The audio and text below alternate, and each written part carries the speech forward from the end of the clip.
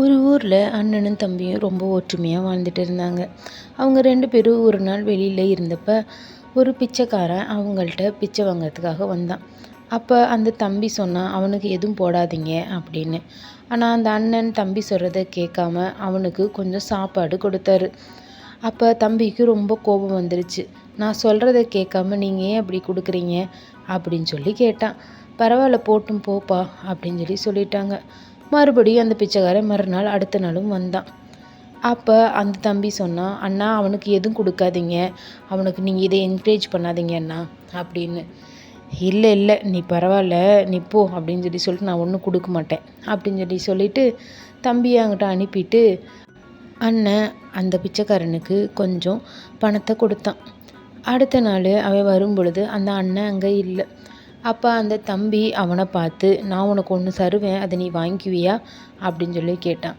நீங்கள் எது கொடுத்தாலும் நான் வாங்கிக்குவேன் அப்படின்னு சொல்லி அவன் சொன்னான். அப்போ அந்த தம்பி அவனை ஒரு தூண்டில் அவன் கையில் கொடுத்து, வா நான் உன்னை ஒரு இடத்துக்கு கூட்டிகிட்டு போகிறேன் அப்படின்னு சொல்லி சொன்னான். அந்த பிச்சைக்காரனும் சரி இவர் சொல்கிற மாதிரி நம்மளும் போகலாம், ஏதாவது வாங்கி தருவார் அப்படின்னு நினச்சிட்டு போனாங்க. அவர் அந்த தூண்டில் எடுத்துகிட்டு போய் ஒரு கடற்கரையில் போய் அவனுக்கு அதை பற்றி சொல்ல ஆரம்பித்தான். நான் உனக்கு இதில் நான் சொல்லித்தரேன் எப்படி மீன் பிடிக்கணும்னு, அதை வச்சு நீ மீன் பிடிச்சி உன்னோட வாழ்க்கையை நடத்து. இந்த மாதிரி ஒருத்தர்ட்டையும் போய் பிச்சை வாங்கி உன்னோட நாட்களை வீணாக்காத. நீ இதனால் வறுமையிலேயே தான் இருப்ப, பிச்சை வாங்கிக்கிட்டே தான் இருப்ப.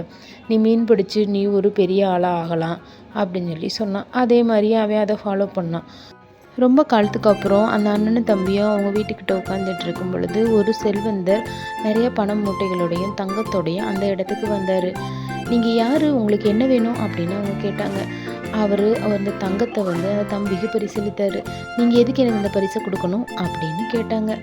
நீங்கள் எனக்கு செஞ்ச உதவியை நீங்கள் மறந்துட்டீங்களா? நான் தான் அந்த பிச்சைக்காரன், நீங்கள் செஞ்ச அந்த உதவியால் தான் நான் இப்போ நல்லா இருக்கேன் அப்படின்னு சொல்லி அந்த பரிசை கொடுத்தான்.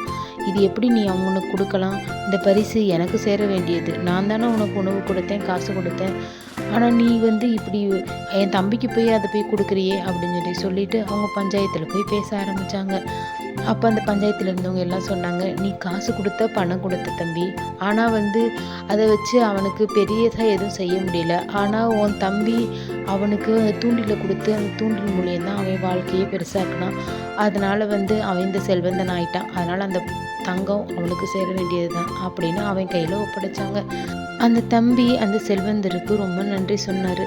அந்த செல்வந்தர், இல்லை இல்லை நீங்கள் எனக்கு நன்றி சொல்லக்கூடாது, என் வாழ்க்கை மரணத்துக்கு நீங்கள் தான் காரணம் அப்படின்னு அவங்க 2 பேரும் நன்றி சொல்லிக்கிட்டாங்க. பிச்சை போடுறத விட வாழ்க்கையை மாற்றுற செயல் தான் ரொம்ப நல்லது.